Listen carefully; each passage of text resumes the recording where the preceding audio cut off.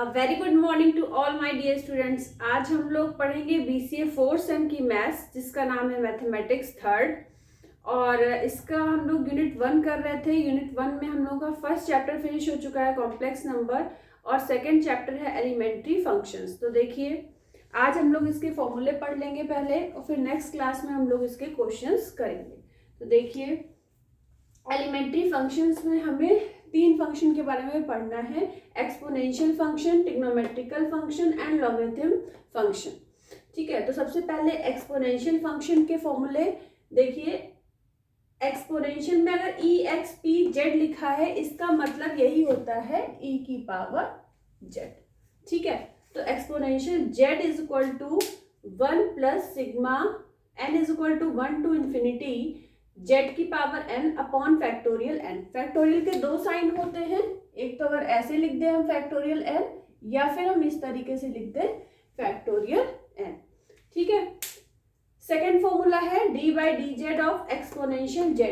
क्या मतलब है? अगर e की पावर z का अगर हम डिफ्रेंसिएशन करते हैं z के रिस्पेक्ट में, तो हमको क्या मिलता है? e की पावर z। इसको e को हम EXP भी लिख सकते हैं, एक्सपोनेंशियल z। ठीक है, थर्ड फॉर्मूला हमारा है exponential z1 plus z2 is equal to exponential z1 into exponential z2। तो ये हमारे फॉर्मूले हो गए एक्सपोनेंशियल फंक्शन के, जो हमें क्वेश्चन में यूज करने होंगे। ठीक है, तो अब देखिए, नेक्स्ट है हमारा ट्रिग्नोमेट्रिकल फंक्शन। अब इसमें क्या है, आपने पढ़ा है ट्रिग्नोमेट्री में जो आपके टर्म्स यूज होते हैं, फॉर्मूले यूज होते हैं, किसके किसके यूज होते हैं? Sine theta, cos theta, tan theta. लेकिन हम ये कॉम्प्लेक्स नंबर में यूज कर रहे हैं, तो इसलिए अब यहाँ पे क्या हो जाएगा? Sine z cos z. ठीक है, साइन जेड का फॉर्मूला क्या होता है? e की power i Z minus e की power minus I Z upon 2i। Cos Z का फॉर्मूला क्या होता है? e की power i Z plus e की power minus I Z upon 2। ठीक है, अब कॉस जेड का एक्सपेंशन क्या होता है?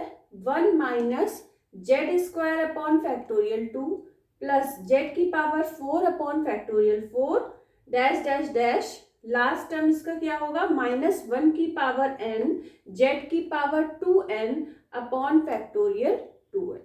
ठीक है, इसी तरीके से साइन जेड का एक्सपेंशन होता है 1 minus Z cube upon factorial 3 plus Z की power 5 upon factorial 5 dash dash dash -1 की पावर n इंटू जेड की power 2n plus 1 upon factorial 2n plus 1। जो जेड की पावर में लिखा होगा, जेड की पावर में 2n प्लस 1 लिखा है, तो अपॉन में फैक्टोरियल में भी 2n प्लस 1 होगा। यहाँ पे भी देखिए, कॉस जेड वाले फॉर्मूले में जेड की पावर 2n था, तो फैक्टोरियल में क्या आया था?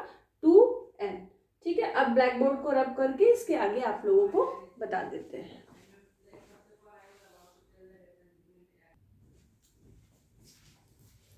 अब देखिए, ट्रिग्नोमेट्रिकल फंक्शन में वैल्यूज आप लोग पहले भी पढ़ चुके होइए, 10th में पढ़ा होगा आपने ये सारी वैल्यूज की। tan theta is equal to sine theta upon cos theta.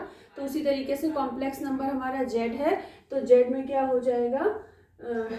देखिए, tan z is equal to sine z upon cos z, cot z is equal to cos z upon sine z, cosec z is equal to 1 upon sine z, sec z is equal to 1 upon cos z, d/dz of sine z. मतलब sine z का हम differentiation करेंगे Z की respect में, तो मिलेगा cos Z. Cos Z का हम जेड के रिस्पेक्ट में डिफ्रेंशिएट करेंगे, तो मिलेगा माइनस साइन जेड। ठीक है, साइन 0 की वैल्यू 0 होती है, कॉस 0 की वैल्यू 1 होती है। बल्कि आपको सारी वैल्यूज याद होनी चाहिए जो आपकी टेबल यूज होती है 0 से लेके 90 तक की, वो पूरी टेबल आपको लर्न होनी चाहिए। ठीक है, साइन माइनस जेड को हम माइनस साइन जेड लिख सकते हैं, कॉस माइनस जेड को कॉस जेड लिखते हैं। अब एलर्स इक्वेशन होती है e की power i z is equal to cos z plus i sine z. ठीक है, अब एक आपने फॉर्मूला पढ़ा था cos a प्लस बी का, cos a cos b minus sin a sin b। तो उसी तरीके से यहाँ पे a और b की जगह पे z1 और z2 है और ये हमारे कॉम्प्लेक्स नंबर है। तो cos z1 प्लस z2 क्या हो गया, cos z1 cos z2 minus sin z1 sin z2। इसी तरीके से sin a प्लस b का फॉर्मूला क्या होता था, sin a cos b minus cos a sin b। इसी को हम कॉम्प्लेक्स नंबर जो हमारा z1 और z2 है इसकी फॉर्म में लिख देंगे। तो sin z1 प्लस z2 का क्या फॉर्मूला हो जाएगा, sin z1 cos z2 plus cos z1 sin z2। तो ये हमारा फॉर्मूला हो जाएगा ट्रिग्नोमेट्रिकल फंक्शन के। इसको रब करके फिर देखते हैं आगे क्या करना है।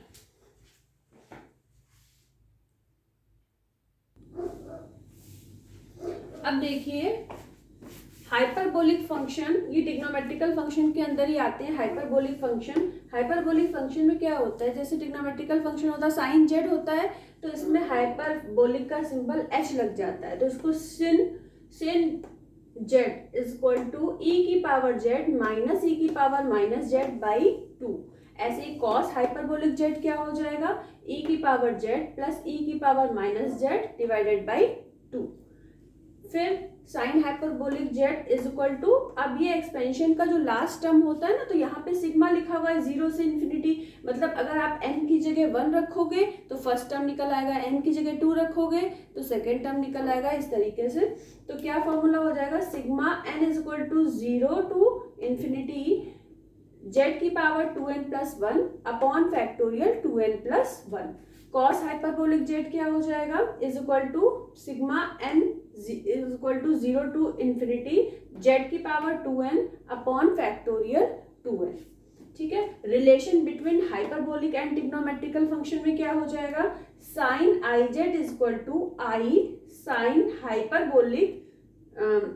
हाइपरबोलिक जेड कॉमा, अब देखिए अगर साइन आई जेड है तो आई साइन हाइपरबोलिक जेड लिख सकते हैं, और साइन हाइपरबोलिक आई जेड है तो आई साइन जेड लिख सकते हैं। ठीक है, cos i z is equal to cos hyperbolic z, इसमें आई नहीं आएगा। इसी तरीके से कॉस हाइपरबोलिक आई जेड को भी is equal to cos z लिखेंगे, इसमें भी आई नहीं आएगा। जैसे साइन वाले में आई आप देखो आ गए थे राइट हैंड साइड पे। अब लॉगरिथम फंक्शंस क्या होते हैं, e की power z is equal to, अगर w लिखा है तो इसको लिख सकते हो z is equal to log w। ठीक है, और z की जगह आप क्या लिख सकते हो, x प्लस आई वाई। तो इस तरीके से भी पूछा जा सकता है, e की power x plus i y is equal to w। ठीक है, सेकेंड फॉर्मूला इसका है, if w1 and w2 are two complex number then log w1 w2 is equal to log w1 plus log w2।